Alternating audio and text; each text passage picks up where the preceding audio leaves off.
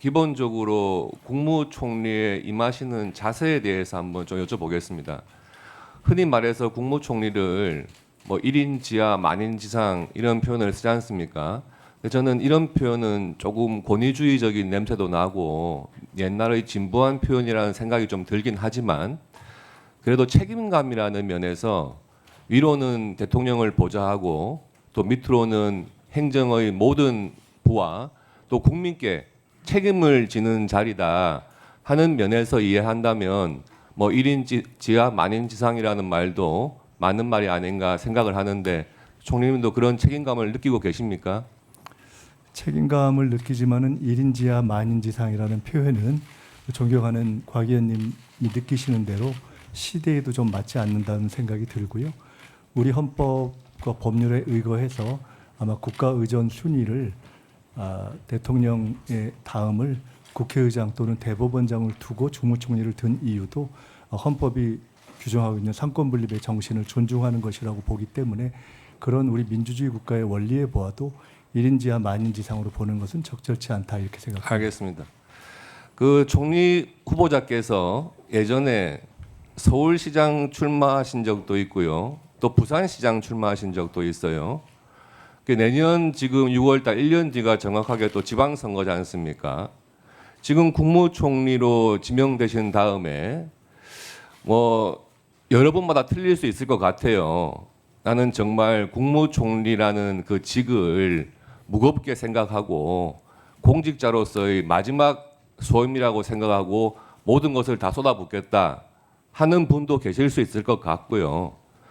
또 정치인 출신의 뭐 총리 지명자라면 이 총리 생활 1년 정도 하고 다음 지방선거 때 서울시장 한번 도전해 보겠다 하는 생각도 하실 수 있을 것 같아요. 둘 중에 어느 쪽이신가요?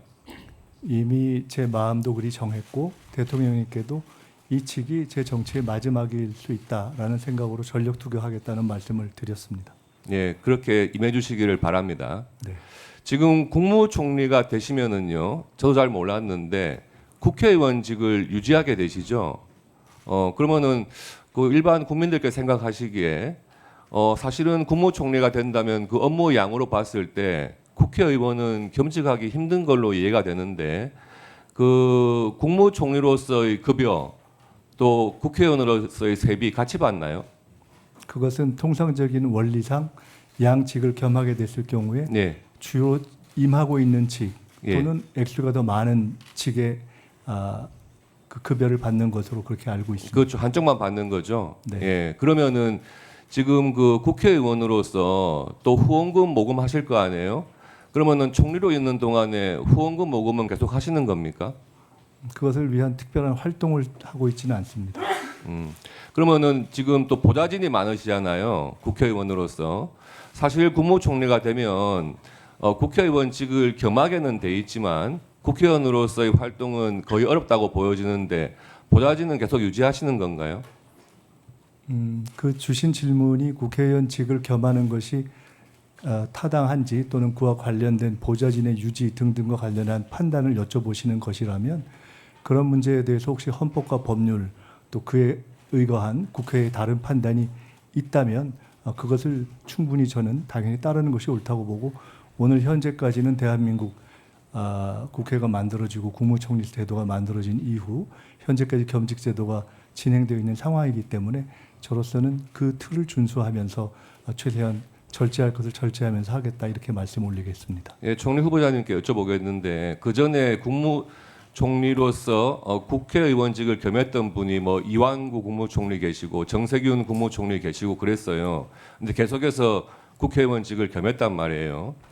지금 그 총리 후보자께서 그렇게 총리직에 대한 어떤 무거운 책임감 이런 걸 느끼신다면 헌정사상 처음으로 국회의원직은 사임하시고 국무총리직에 전념하겠다 이런 한번 결심 같은 거는 생각해 보신 적이 없습니까? 생각해 본 적 없습니다. 없어요. 예, 슬라이드 한번 좀 띄워봐 주시죠. 그래서 지금 총리 후보자로 지명되면 기본적으로 보는 것들이 있어요.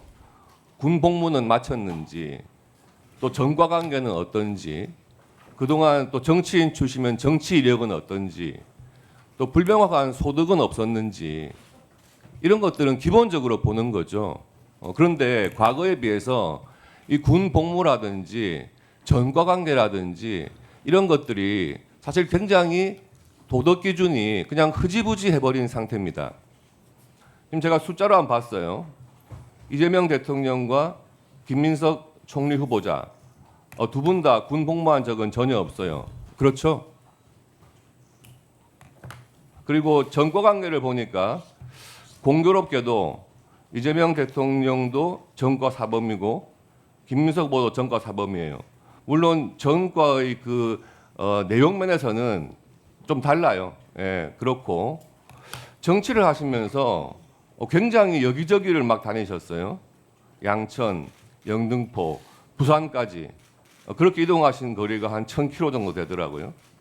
그리고 확인되지 않은 소득은 지금 총리 후보자께서 스스로 말씀하신 내용 자체가 5년간 소득 신고액에 비해서 한 8억 정도를 그 세비 외의 소득원으로 사용한 것은 맞다. 이렇게 인정하신 그 금액입니다. 8억 원. 그리고 그 8억 원이 왜 문제가 되냐 하면 두 번의 정치자금법 위반에 따른 추징금 합계액이 2억 원, 7억 2천만 원 합쳐서 이제 9억 2천 정도였고요. 그리고 국민 여러분 잘 모르시겠지만 정치자금법을 위반해서 이 불법적인 정치자금을 받았다 하면은 그것도 소득으로 간주해가지고 거기에 증여세가 또 부과가 되죠. 증여세가 또 억대의 증여세가 부과됐습니다. 이런 부분들에 대해서 지금 이런 숫자들이 나오는 것에 대해서 기본적인 입장을 말씀해 주세요. 이게 지금 답변 드려도 될까요, 네, 위원장님? 답변하십시오. 네. 답변 드릴게요. 아까 이 그림표를 통해서 보여주신 중에 소득과 관련한 등등에 대해서는 오늘 청문회를 통해서 여러 의원님들이 바로 그것을 궁금해해서 여쭤보시고 답할 기회가 있는 것으로 저는 생각하고 있고요. 나머지 정치 과정에서의 당적 관련한 문제 또는 과거 전과의 구성에 관한 문제 또는 군 복무의 문제 등등은 군 복무가 민주화 운동 때문이냐 그것을 포함한 것이냐 때문에 군을 못 갔는가 수형 생활 때문에 또는 통상 정치에서 문제되는 군의 적절한 방식에 의한 적절치 않은 방식에 의한 회피 이런 것에 의한 것이냐 등등에 대한 것을 그것을 이렇게 다시 확인해서 여쭤봐 주신다면 그것에 대해서 또 답변 드릴 수가 있을 것 같습니다. 예, 그 아까 말씀 주신 중에 다른 부분은 실제로는 연동돼서 표현하는 것도 또 제가 답변 드리는 것도 그다지 적절하다고는 생각되지 않습니다.